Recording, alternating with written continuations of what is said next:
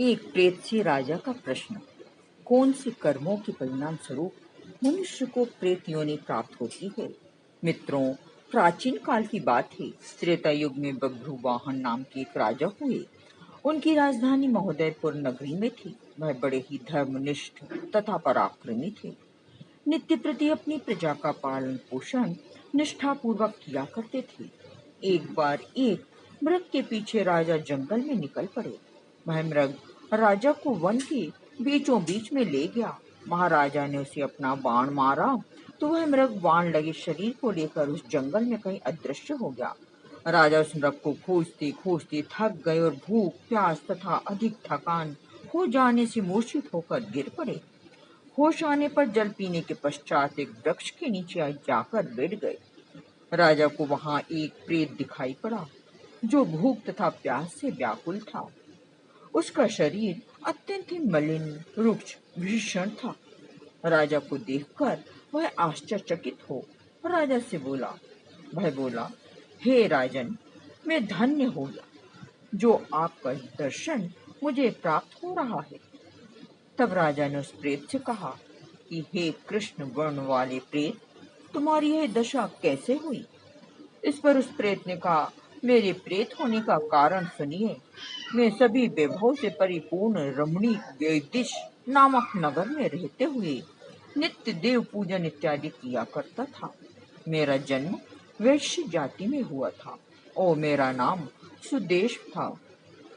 मैं बराबर हवन तर्पण आदि सत्कर्मों को भी किया करता था। मेरा आहार विहार सुनियोजित था। विविध प्रकार के दान इत्यादि ब्राह्मणों को दिया करता था। मेरे ऐसे कोई भी कर्म बुरे नहीं थे।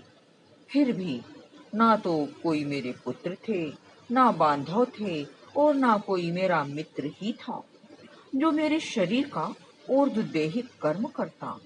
इससे यही लगता है कि मेरा यह शरीर प्रेत योनि में ही स्थिर हो गया। यह शास्त्रीय नियम है कि राजा सभी वर्णों का बंधु होता है।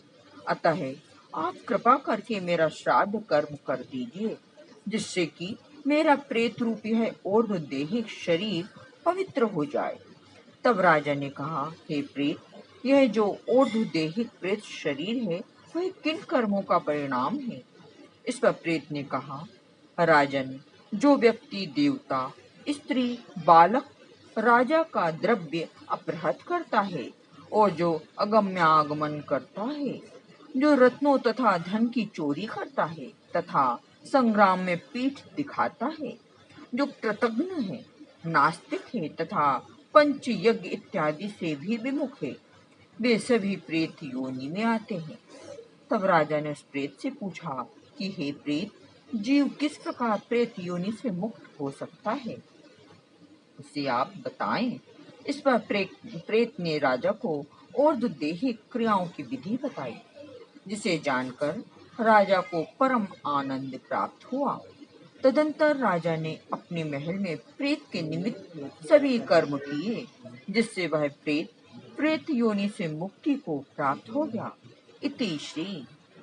जय श्री राम। यदि आपने अभी तक हमारे चैनल को सब्सक्राइब नहीं किया है तो सब्सक्राइब करें, लाइक करें और शेयर करें। धन्यवाद।